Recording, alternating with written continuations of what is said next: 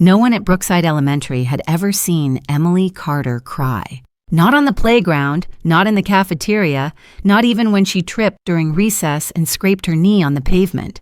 7-year-old Emily Carter was known as the easy child. Teachers described her as polite. Parents described her as mature. Other children barely described her at all because Emily didn't demand attention the way most second graders did. She sat quietly. She listened carefully. She followed rules without being reminded. Too perfectly. Miss Laura Bennett noticed it during the first week of school. While the rest of the class shifted in their seats, whispered to neighbors, or tapped their pencils against the desk, Emily sat with her back straight and her hands folded neatly in front of her. Her shoes were always aligned under the chair. Her backpack rested upright beside her desk, zipper facing forward. When Miss Bennett asked a question, Emily raised her hand only if she was completely certain of the answer. And when Miss Bennett smiled at her, Emily smiled back immediately. A quick, controlled smile. It appeared on command. During recess, Miss Bennett watched the children scatter across the playground. Laughter echoed. Sneakers slapped against the blacktop. A group of girls played tag near the swings. Emily sat alone on the bench near the fence. She wasn't sulking. She wasn't upset. She was simply waiting. Miss Bennett walked over and crouched beside her. "Emily," she said gently, "would you like to join the others?" Emily's face brightened instantly. "Oh, no thank you, Miss Bennett," she replied. "I'm just resting." Her voice was soft, polite, perfectly calm. Miss Bennett tilted her head slightly. "You can walk with me if you want. You don't have to run." Emily hesitated for a fraction of a second, then shook her head. "I shouldn't," she said quietly. "Why not?" Miss Bennett asked. Emily looked down at her shoes. "I might get messy." Miss Bennett felt something tighten in her chest. "It's okay to get messy," she said. "That's what recess is for." Emily nodded, but she didn't stand up. "Yes, ma'am," she said instead. Miss Bennett stood slowly, her concern following her like a shadow. At lunchtime, the pattern repeated. Emily opened her lunchbox with care. Inside was a neatly prepared meal, a sandwich cut into perfect halves, fruit arranged in a small container, a napkin folded crisply on top. It looked more like a photograph than a meal. While the other children ate with enthusiasm, crumbs on desks, juice boxes squeezed too hard, Emily took 2 small bites, then closed her lunchbox. "Emily," Miss Bennett said casually, "are you finished?" Emily nodded quickly. "Yes, ma'am." "You didn't seem very hungry." "I ate a big breakfast," Emily replied without hesitation. The answer came too fast, too practiced. Miss Bennett watched Emily carefully pack the untouched food back into her lunchbox, aligning everything exactly the way it had been before. At dismissal, a black SUV pulled up to the curb at exactly 3:15 p.m. Every day, always on time. The driver's door opened and Rachel Carter stepped out. Rachel was tall, elegant, and always impeccably dressed. Her hair was smooth, her makeup subtle, her posture confident. She carried herself like someone accustomed to being watched and admired. "Emily," Rachel called cheerfully. "Sweetheart, I'm right here." Emily walked toward her stepmother, shoulders slightly tense. Rachel crouched and adjusted Emily's cardigan, straightening the collar and brushing invisible lint from the sleeve. "Did you have a wonderful day?" Rachel asked, smiling broadly. "Yes," Emily said, "thank you." Rachel's smile tightened just a touch. "Did you remember what we practiced?" Emily's eyes flicked up. "Yes, Mom." Rachel beamed. "That's my girl." She reached for Emily's backpack. Emily's fingers tightened on the straps. "I can carry it." "Nonsense," Rachel said sweetly, still pulling. "A young lady shouldn't strain herself." Emily released the bag immediately. Miss Bennett stood nearby, observing the exchange.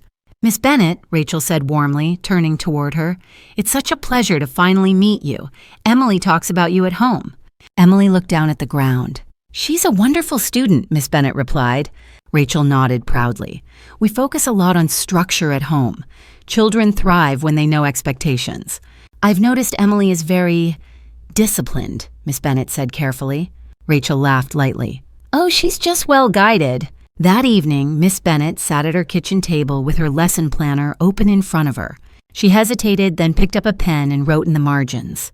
"Emily Carter, unusually quiet, avoids lunch uneaten most days, anxious about appearance, highly compliant." It wasn't an accusation, it was observation. 2 days later, Miss Bennett gave the class an art assignment. Today, she said, I want you to draw something that makes you feel safe. Crayons scraped against paper. Children hummed to themselves. A boy laughed when his crayon broke in half. Emily worked silently, her arm shielding her paper. Miss Bennet knelt beside her. Can I see what you're drawing? Emily froze. Her fingers tightened around the crayon. Slowly, she slid the paper forward. It was simple. A small teddy bear, slightly worn, drawn with careful lines. Next to it was a little girl. Above them, a rainbow. Miss Bennet smiled. That's lovely. Is that your favorite toy? Emily's eyes widened. She leaned in close, voice barely above a whisper. Please don't tell Mom. Miss Bennet kept her expression calm. Why not? Emily swallowed. She says toys like that are childish. Miss Bennet felt her throat tighten. You're allowed to like what you like. Emily nodded, but she didn't look convinced. That afternoon, Miss Bennet spoke with the school nurse, Mrs. Denise Miller. I'm worried about Emily Carter, Miss Bennet said quietly. She's exhausted. She barely eats. She's terrified of making mistakes. Mrs. Miller sighed. I've noticed it too. Her color is off, and she falls asleep during quiet reading time. What about her home situation? Miss Bennet asked. Stepmother, Mrs. Miller said. Very polished, very involved. Polished, involved. The words sat heavily between them. The following week, Brookside Elementary hosted a family wellness seminar. Rachel Carter stood at the front of the auditorium, microphone in hand, smiling confidently. Emily stood beside her in a matching outfit. We believe in raising resilient children, Rachel said. Structure gives kids security. The audience nodded. Rachel placed a gentle hand on Emily's shoulder. Emily, tell everyone what makes you feel safe. Emily hesitated, then spoke. Following rules, she said softly. Being good. Applause filled the room. Miss Bennet did not clap. Halfway through the presentation, Emily's eyelids drooped. Rachel guided her to sit without missing a word. Even well-behaved children get tired, Rachel joked. Laughter followed. After the seminar, Miss Bennet approached. Mrs. Carter, she said, I've noticed Emily seems very tired at school. I just wanted to check in. Rachel smiled, but her eyes sharpened. Emily is sensitive, she said smoothly. We're handling it. I'm glad to hear that, Miss Bennet replied. If there's anything we should know. There isn't, Rachel interrupted gently. But thank you for your concern. Emily stood beside them, perfectly still. As Rachel turned away, Emily looked up at Miss Bennet. For just a moment, the practiced smile slipped. What remained wasn't fear. It was something quieter, something learned. And Miss Bennet realized, with growing certainty, that Emily Carter wasn't quiet because she was shy. Emily was quiet because she believed silence was safer. The Carter house was always quiet in the morning. Not the peaceful kind of quiet, the controlled kind. At exactly 6:30 a.m., Rachel Carter opened Emily's bedroom door. Good morning, sweetheart, she said softly, pulling the curtains open in one smooth motion. Time to get up. Sunlight flooded the room, revealing a space that looked untouched. The bed was neatly made. No toys on the floor, no clutter on the desk. Everything had a place, and everything stayed there. Emily blinked slowly, her body heavy as if sleep had never fully reached her. Rachel moved efficiently. She laid out clothes on the bed, a cream-colored blouse, a navy skirt, matching socks. We're doing neutral tones today, Rachel said. They're calming. Bright colors create distraction. Yes, Mom, Emily replied automatically. Rachel paused. Her smile tightened just slightly. What do we say instead of yes? Emily corrected herself immediately. Yes, Rachel. There we go. Rachel smiled again. Good habits matter. Downstairs, breakfast was already prepared. A small bowl of oatmeal, carefully portioned, a smoothie in a clear glass with a reusable straw. Everything arranged as if someone might take a photo at any moment. Rachel lifted her phone. Hold that for just a second. Emily picked up the glass, hands steady despite the faint tremor in her fingers. Smile, Rachel said. Emily smiled. More relaxed, Rachel added. Like you're enjoying it. Emily adjusted the curve of her mouth. Perfect, Rachel said, tapping the screen. Our followers really appreciate consistency. It teaches them discipline. Emily took a small sip of the smoothie. Her stomach twisted, but she didn't react. Across the kitchen island, Michael Carter scanned his phone, already half-dressed for work. His laptop bag sat by the door. I've got an early flight, he said, barely looking up. I'll be back Friday night. Rachel nodded. We'll be fine. Michael leaned down and kissed Emily's head. Be good for Rachel. Emily nodded. I will. Michael was already reaching for his keys. Rachel watched him go, then turned back to Emily. Finish your breakfast, she said lightly. We don't leave food unfinished. Emily nodded again and lifted the spoon. At school, Miss Bennet noticed Emily's movements were slower than usual. She took longer to hang up her backpack. She stared at her worksheet as if the letters were swimming. During reading time, her eyelids fluttered dangerously close to closing. Emily, Miss Bennet whispered, placing a gentle hand on her desk. Are you feeling okay? Emily straightened instantly. Yes, ma'am. Are you tired? Emily hesitated. Just a beat too long. I shouldn't be, she said carefully. Miss Bennet frowned. Why do you say that? Emily looked down at her book. Rachel says good routines prevent tiredness. During art class, the children were asked to cut out shapes for a collage. Emily's hands shook as she tried to guide the scissors along the line. The paper tore. Emily froze, her breath caught, sharp and silent. Miss Bennet knelt beside her. That's okay, we can tape it. Emily shook her head quickly. It's ruined. It's just paper, Miss Bennet said gently. Emily's eyes filled, not with tears, but with panic. I have to start over, she whispered. It has to be neat. Miss Bennet felt a familiar ache in her chest. She lowered her voice. Emily, mistakes happen. They don't mean anything bad. Emily nodded, but her body didn't relax. That afternoon, Emily fell asleep during quiet reading time. Not the light, shifting sleep of a child who stayed up too late. The deep, heavy stillness of exhaustion. Mrs. Miller, the school nurse, confirmed what Miss Bennet suspected. She's been in here twice this week complaining of dizziness, Mrs. Miller said, but she always insists she's fine. When school ended, Rachel arrived right on time. How was her focus today? Rachel asked cheerfully before Miss Bennet could say anything. She seemed very tired, Miss Bennet replied. She fell asleep during reading time. Rachel laughed lightly. Oh, Emily is very sensitive. She absorbs everything deeply. We're working on emotional regulation.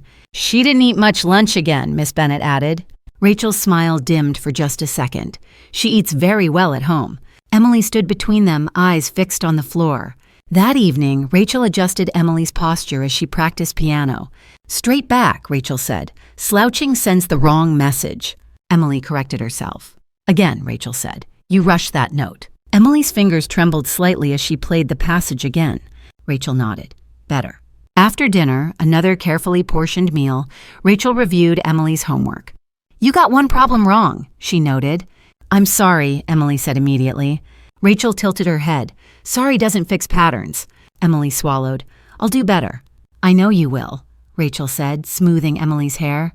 You're a good girl. You just need guidance. Later that night, Emily lay in bed staring at the ceiling. Her teddy bear was hidden behind a pillow, only one ear peeking out. She reached for it slowly, cautiously, listening for footsteps in the hallway. Her fingers closed around the worn fabric. For the first time all day, her shoulders relaxed. The next morning, Michael called from the airport. How's Emily? He asked. Doing great, Rachel replied smoothly. Very cooperative. Emily stood beside her, silent. On Thursday, Brookside Elementary held an assembly. Parents were invited.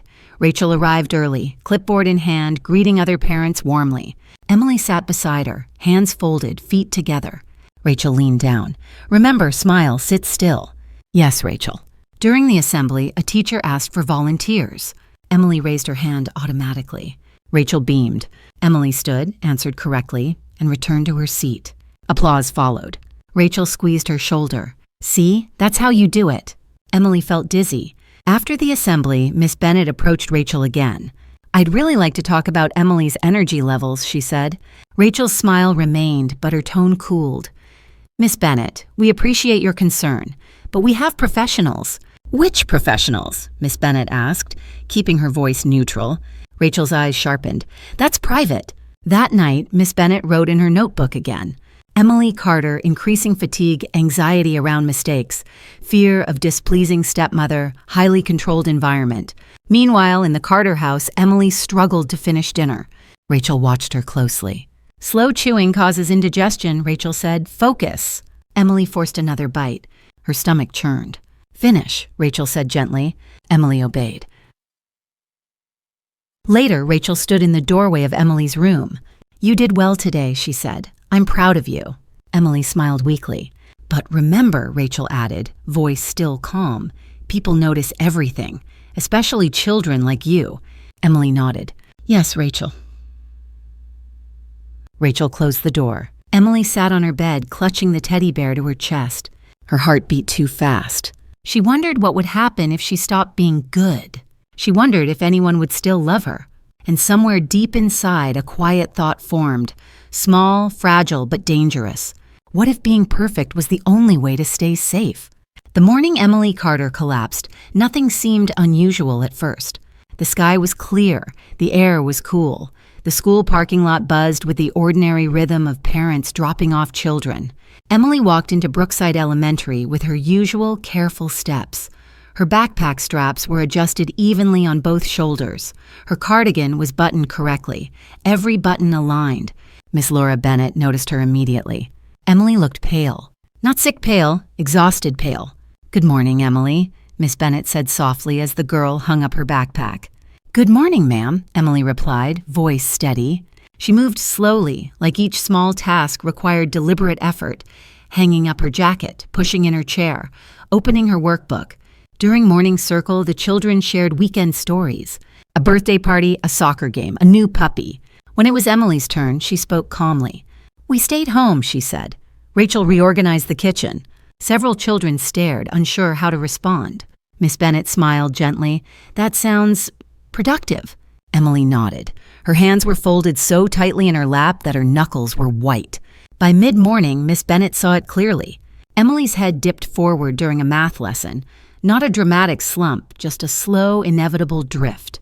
"Emily," Miss Bennett whispered, approaching her desk. Emily startled upright immediately. "I'm awake."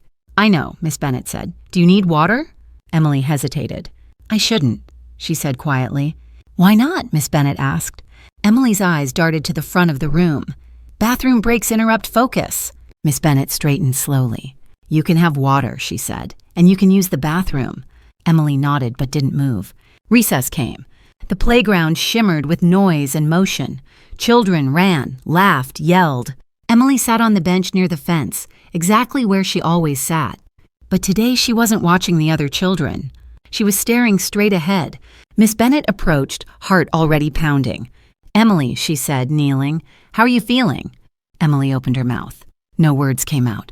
She blinked as if confused by her own silence. She started. Her legs trembled as she stood.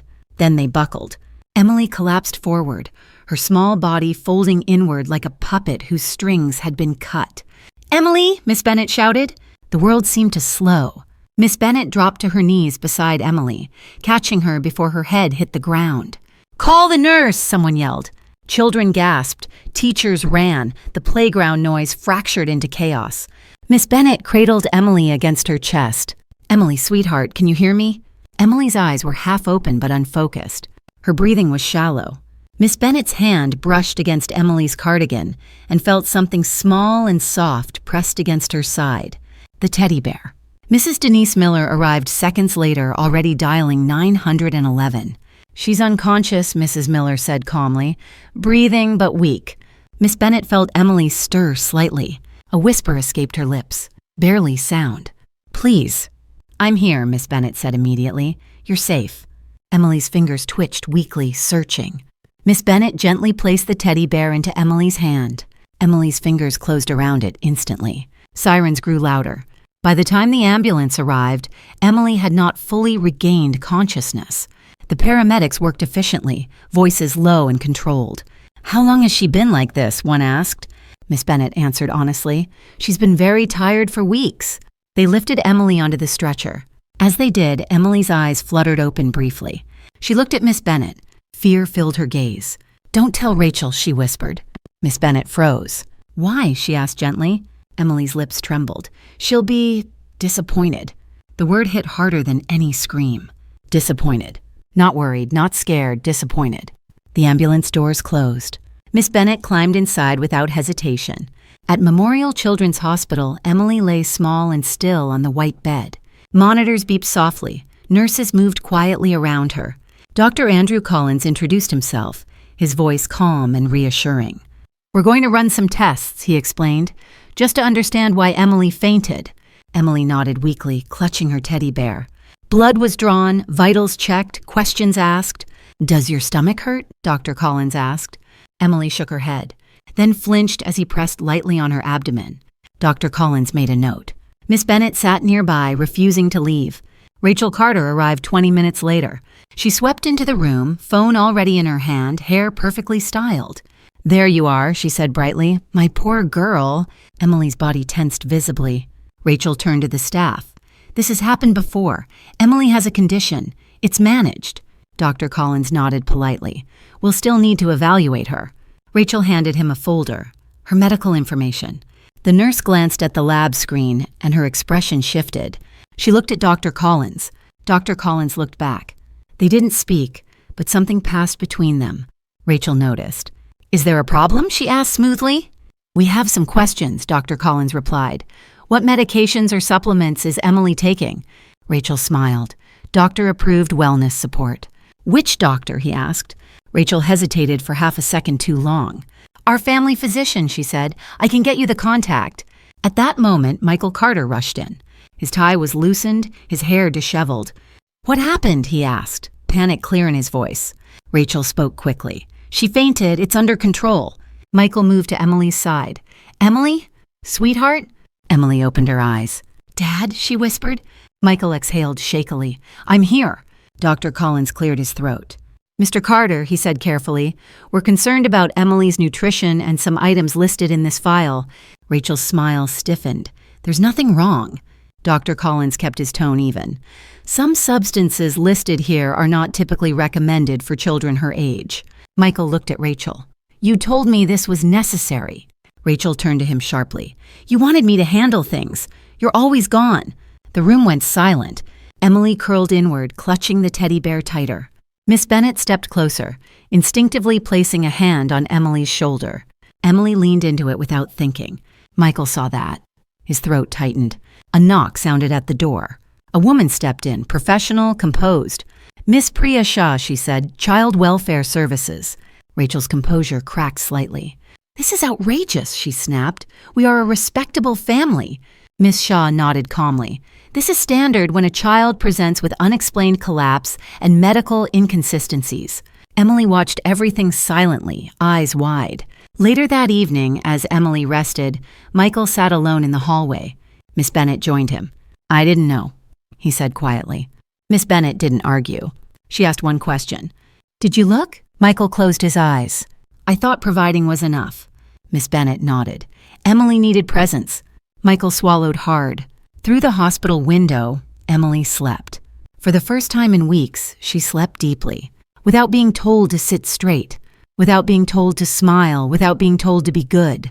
And for the first time, the adults around her were forced to see what perfection had been hiding. The pediatric wing of Memorial Children's Hospital was designed to feel gentle. Walls painted with soft blues and greens, murals of animals smiling beneath cartoon clouds, nurses wearing scrubs decorated with stars and balloons. But none of it softened the tension in room 412. Emily Carter lay quietly in the hospital bed, her small frame nearly swallowed by white sheets. The steady rhythm of the heart monitor filled the room with a sound that was both reassuring and unsettling. Miss Laura Bennett sat in the chair beside the bed, refusing to leave. She held a paperback book in her lap, though she hadn't turned a page in several minutes. Her attention stayed fixed on Emily's face, pale but calmer than it had been in weeks. Emily slept. Not the restless half-sleep Miss Bennett had grown used to seeing in the classroom. This was deeper, heavier, as if her body was finally allowed to rest. Outside the room, Michael Carter paced the hallway. His phone buzzed constantly. Emails from work, missed calls, messages he didn't read. His suit jacket was draped over a chair, forgotten. His tie hung loose around his neck. He had replayed the moment on the playground 100 times already. Emily's legs giving out, the fear in her eyes, that whisper, "Don't tell Rachel." He pressed his palms against his eyes. How had he missed it? Rachel Carter stood near the nurse's station, arms crossed, posture rigid. Her expression was composed, but the effort showed now. The smooth confidence she usually carried had small fractures running through it, tightness around her mouth, impatience in her movements. When Dr. Andrew Collins approached, clipboard in hand, Rachel straightened immediately. "Doctor," she said, forcing a smile, "we'd like to take Emily home as soon as possible. Hospitals upset her routine." Dr. Collins didn't return the smile. "I understand your concern," he said calmly, "but Emily will be staying overnight, possibly longer." Rachel's jaw tightened. "That won't be necessary." "It is," Dr. Collins replied evenly. "Her test results show significant fatigue, dehydration, and nutritional imbalance. We need to observe."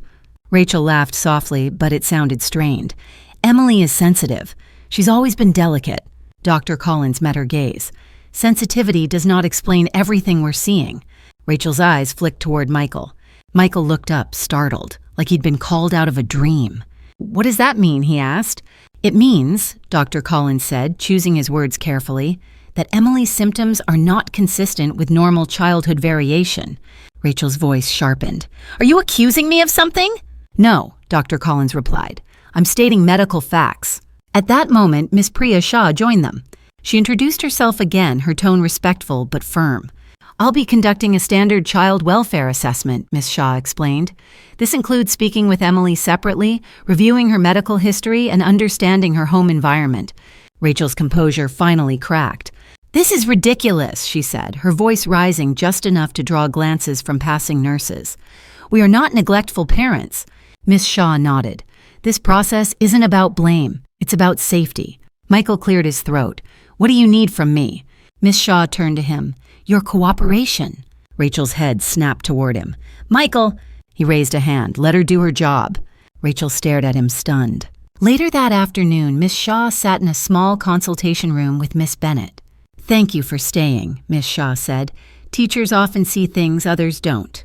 Miss Bennett nodded. "Emily has been exhausted for months. She barely eats at school. She's terrified of mistakes." "Terrified how?" Miss Shaw asked. "She apologizes for everything," Miss Bennett replied, "even things that aren't wrong. She believes being good is the same as being safe." Miss Shaw wrote notes carefully. "Has Emily ever mentioned discipline at home?" Miss Bennett hesitated, choosing her words. "She talks about rules, a lot of rules, about posture, cleanliness, smiling." "And consequences?" Miss Bennett shook her head. "Not directly, but she's afraid of disappointing her stepmother." Back in room 412, Emily woke slowly. Her eyes opened, unfocused at first, then settled on Miss Bennett. "You stayed," Emily whispered. "Yes," Miss Bennett said gently. "I'm right here." Emily relaxed slightly, then glanced around the room. "Is Rachel mad?" she asked. Miss Bennett felt her heart ache. "No, sweetheart. Right now, everyone just wants you to feel better." Emily looked unconvinced. A little later, Dr. Collins entered with a nurse. "How are you feeling?" he asked. "Okay," Emily replied automatically. Dr. Collins smiled kindly. "It's okay to say more than that." Emily thought for a moment. "I'm less tired." "That's important," he said. "Can you tell me what you usually eat at home?" Emily's eyes shifted toward the door instinctively. Miss Bennett noticed. "You're safe to answer," she said softly. Emily hesitated, then spoke carefully. "Rachel makes healthy food. She says it's good for me." "What kind of food?" Dr. Collins asked. "Things that look nice," Emily replied. "And smoothies. I have to finish them." "Do they make your stomach hurt?" the nurse asked gently. Emily nodded once. "Sometimes." "And medicine?" Dr. Collins asked. "Do you take any?" Emily nodded again.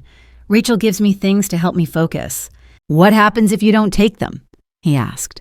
Emily swallowed. "She says I'll be difficult." Dr. Collins exchanged a glance with the nurse. Later that evening, Michael sat beside Emily's bed alone. Rachel had stepped out to take a call. Emily watched her father cautiously. "Dad," she said quietly. "Yes, sweetheart? Did I do something wrong?" Michael's chest tightened painfully. "No, absolutely not." Emily searched his face. "Then why is everyone upset?" Michael struggled for words. "Because I think we didn't listen enough." Emily frowned. "Rachel listens." Michael hesitated. "She listens to rules. I should have listened to you." Emily didn't respond right away. Finally, she asked, "Am I still good?" Michael leaned forward, his voice breaking. "You never had to earn that." Emily stared at him, confused. When Rachel returned, she sensed the shift immediately. Emily's posture was different, slightly relaxed, less guarded. Rachel's smile returned, but it looked forced now. "Are you comfortable?" she asked Emily. "Yes," Emily replied. her voice softer than usual. Rachel glanced at Michael. "We should get back to our routine soon." Michael met her gaze steadily. "I don't think our routine was working." Rachel stiffened. "Excuse me. I think," Michael continued slowly, "that we focused more on appearances than on how Emily felt." Rachel's eyes flashed. "I did everything for this family." Michael nodded. "I know, but something still went wrong." The silence between them was heavy. Rachel looked away first. That night, as Emily slept, Miss Shaw reviewed files at her desk. There were gaps, inconsistencies, wellness products without clear prescriptions, rigid schedules, patterns of control disguised as care. Nothing explosive, nothing obvious, but enough. Enough to raise concern. Enough to justify intervention. In room 412, Emily slept with her teddy bear tucked under her arm, unaware that the world around her was quietly shifting. Adults were finally asking the right questions, and for the first time, the perfect mask that had protected Rachel Carter was beginning to slip. The conference room on the 4th floor of Memorial Children's Hospital was small, quiet, and deliberately plain. No decorations, no comforting murals, just a long table, a few chairs, and a window overlooking the city. It was designed that way on purpose. When difficult conversations happened, distractions were removed. Michael Carter sat at the far end of the table, his hands clasped tightly together. His phone lay face down in front of him. For the first time in years, he hadn't checked it in over an hour. Rachel Carter sat across from him. Her posture was perfect, back straight, chin lifted, hands folded neatly on the table. If someone walked in without context, they might have assumed she was attending a board meeting. Miss Priya Shah took the seat between them, her folder already open. Dr. Andrew Collins sat beside her, his expression professional and reserved. "Thank you for meeting with us," Miss Shah began calmly. "This is a standard family conference following a medical event." Rachel nodded. "Of course. We're eager to resolve this quickly." Michael glanced at her. She didn't look back. Dr. Collins cleared his throat. "Emily's condition is stabilized," he said. "However, the cause of her collapse appears to be cumulative fatigue and nutritional imbalance." Rachel inhaled sharply. "That sounds like speculation." Dr. Collins didn't react. "It's based on lab results and observation." Miss Shaw spoke next. "As part of our assessment," she said, "we need to discuss Emily's daily routine, her diet, and the expectations placed on her at home." Rachel smiled politely. "I maintain a structured environment. Children need consistency." Miss Shaw nodded. "Structure can be helpful, but rigidity can also be harmful." Rachel's smile tightened. "I don't agree." Michael shifted in his chair. "Rachel," he said quietly, "they're just trying to understand." Rachel turned toward him slowly. "I do understand.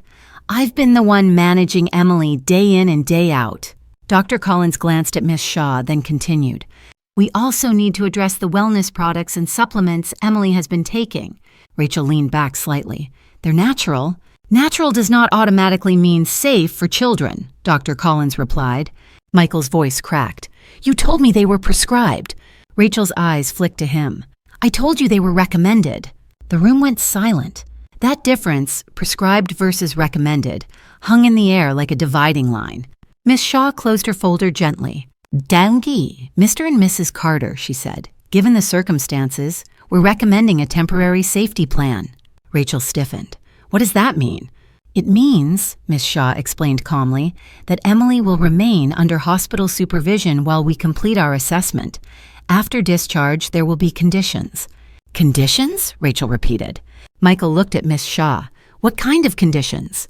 "Medical oversight," she replied, "therapeutic support, and limitations on decision-making until we're confident Emily's needs are being met."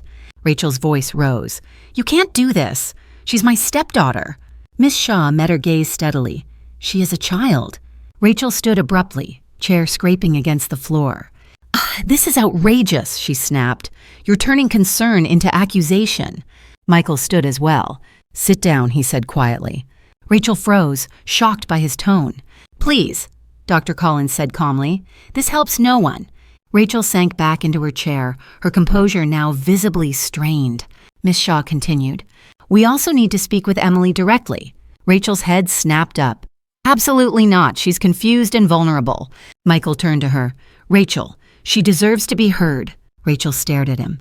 You're letting them turn her against me. Michael shook his head slowly.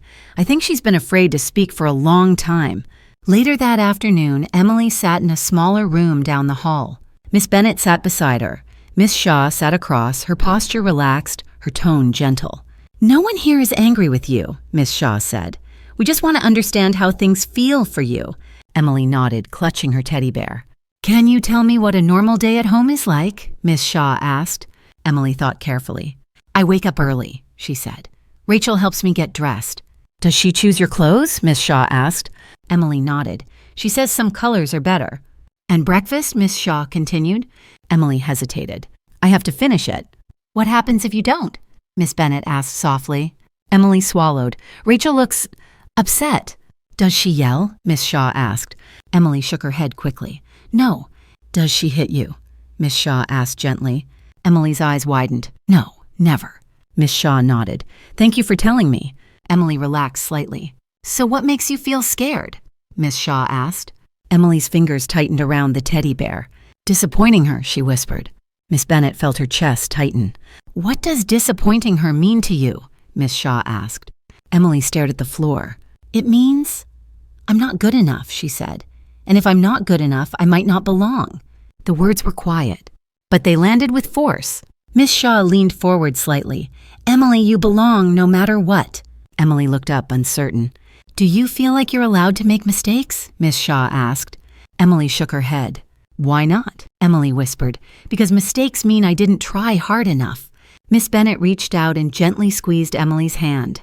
Do you feel safe telling your dad when you're tired or sad? Miss Shaw asked. Emily nodded slowly. Now, yes. Before? Miss Shaw prompted. Emily hesitated, then shook her head.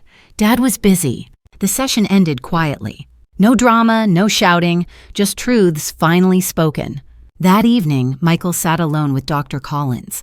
I failed her, he said, his voice raw. Dr. Collins shook his head gently. You missed signs. That doesn't make you a monster. It makes you human. Michael exhaled shakily. How do I fix it? You start by listening, Dr. Collins said, and by choosing your child, even when it's uncomfortable. Rachel sat alone in the hospital lobby, staring at her phone. Messages buzzed, friends asking questions, social media notifications piling up. For the first time, she didn't answer. She watched through the glass as Michael sat beside Emily's bed, reading quietly. Emily leaned against him, something she had never done in public before. Rachel's jaw tightened. Later that night, Miss Shaw finalized her report. Her conclusion was careful, measured. No dramatic accusations, but clear concern. The recommendation was issued. Emily Carter would be discharged under a temporary protective plan. Michael Carter would assume primary caregiving responsibilities. Rachel Carter's role would be limited pending evaluation and counseling. The decision would be reviewed by the court within weeks. When Miss Shaw informed Michael, he nodded. When she informed Rachel, Rachel's face went pale. You're destroying my family, Rachel said. Miss Shaw responded calmly. We're trying to save a child. In room 412, Emily slept with the teddy bear tucked under her chin. For the first time, she had said out loud what she had been carrying alone for years. She had spoken. And once a truth is spoken, it cannot be put back into silence. The courtroom was smaller than Emily Carter expected. Not grand, not intimidating, just quiet. Sunlight streamed through tall windows, casting soft rectangles on the polished floor. The wooden benches were nearly empty. No audience, no drama. This wasn't a spectacle. It was a decision. Emily sat in a private waiting room down the hall with Miss Laura Bennet. She wore a simple blue dress, one she had chosen herself. Her hair was loose, slightly uneven, and for the first time, no one corrected it. Her teddy bear rested openly on her lap. No hiding. Miss Bennet glanced at her. How are you feeling? Emily thought carefully before answering. Calm, she said. Miss Bennet smiled. That's a good word. Down the hall, Michael Carter stood outside the courtroom doors, hands shaking slightly. He wasn't wearing a suit today, just a clean shirt and slacks, practical, present. Rachel Carter sat several seats away, posture rigid, eyes fixed straight ahead. She had dressed carefully, neutral colors, minimal jewelry, like someone still trying to control the impression she made. The bailiff opened the door. Mr. Carter, he said, the judge is ready. Judge Ellen Harper presided with quiet authority. She listened more than she spoke. Her questions were measured, her tone calm. She reviewed the reports, medical evaluations, school observations, child welfare recommendations. No raised voices, no accusations hurled, just facts. Michael answered every question honestly. Yes, I traveled too much. Yes, I trusted without checking. Yes, I see now that my daughter was afraid to speak. When it was Rachel's turn, she spoke with composure. I only wanted what was best, she said. Structure creates success. Judge Harper nodded. Structure can be helpful. Rachel leaned forward slightly, encouraged. But, the judge continued, children are not projects. They are people. Rachel stiffened. I am concerned, Judge Harper said calmly, that Emily's needs were interpreted through an adult lens of control rather than care. Rachel opened her mouth to respond, but the judge raised a hand gently. I have also reviewed Emily's statement, Judge Harper said, and I will take it seriously. The judge stood. My ruling is as follows. Emily waited in the hallway, legs swinging slightly, heart beating faster. Miss Bennett sat beside her, steady and quiet. The courtroom door opened again. Michael stepped out first. His eyes were wet. He knelt in front of Emily immediately, bringing himself down to her level. It's okay, he said softly. You're coming home with me. Emily blinked. Really? Michael nodded. Really? Emily didn't jump, didn't cheer. She simply leaned forward and hugged him. Tight, sudden, real. Rachel exited moments later. She didn't look at Emily. She didn't look at Michael. She walked past them, heels clicking sharply against the floor, the sound echoing longer than necessary. Judge Harper's ruling was clear. Michael Carter was granted full physical custody. Emily would remain under routine medical and therapeutic follow-up. Rachel Carter would have limited supervised contact pending counseling and review.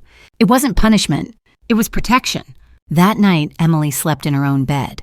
The same room. But everything felt different. Michael had moved the rigid desk away from the window and placed a small reading nook there instead. A lamp, a pile of library books, a blanket. Emily placed her teddy bear on the pillow openly. No hiding, no fear. Michael sat beside her bed. Do you want me to read? He asked. Emily nodded. He chose a story randomly. He mispronounced a word and laughed at himself. Emily stared at him surprised. It doesn't have to be perfect, Michael said gently. I'm learning that. Emily smiled. A real smile. Not quick, not practiced. It stayed. The following weeks were slow. Intentionally slow. Michael adjusted his schedule. Fewer trips, shorter days, phone off during dinner. Emily started therapy. At first she answered every question with, I'm fine. But slowly she learned new words. Tired, nervous, happy, confused. Miss Bennett noticed the change at school almost immediately. Emily still sat quietly, but now she laughed sometimes. She still followed rules, but she didn't panic over mistakes. One afternoon she spilled paint on her desk during art class. She froze. Then she looked at Miss Bennett. Miss Bennett smiled. Grab a paper towel. Emily blinked. That's it? She asked. That's it. Emily wiped the desk. No apology, no fear. At recess, Emily stepped off the bench for the first time. A girl waved. Wanna play? Emily hesitated, then nodded. Yes. She ran. Not fast, not graceful, but free. Rachel attended counseling as ordered. She told her story there, of expectations, of order, of fear disguised as discipline. Whether she changed completely was uncertain, but she was no longer in control. And that mattered. Months later, Michael stood at the kitchen counter watching Emily spread peanut butter unevenly on toast. She made a mess. He smiled. Emily noticed. Is this okay? She asked. Michael nodded. It's great. Emily grinned. Later that evening, Emily sat at the table drawing. Michael peeked over her shoulder. What's that? Emily showed him the paper. 2 houses, one neat and sharp-edged, one warm and slightly crooked. A little girl stood in front of the second house, teddy bear in hand, sun overhead. What's this one? Michael asked. Emily pointed to the second house. That's real, she said. Michael swallowed. What about the first one? Emily thought, then shrugged. It looks nice, she said, but I couldn't breathe there. Michael hugged her gently. Emily leaned into him easily now. No stiffness, no hesitation, just trust. That night, Emily wrote something in her journal for therapy. It wasn't long. Just one sentence. I don't have to be perfect to be loved. She closed the notebook and turned off the light. For the first time in a very long time, Emily Carter slept without listening for footsteps in the hallway. She slept like a child, and that made all the difference.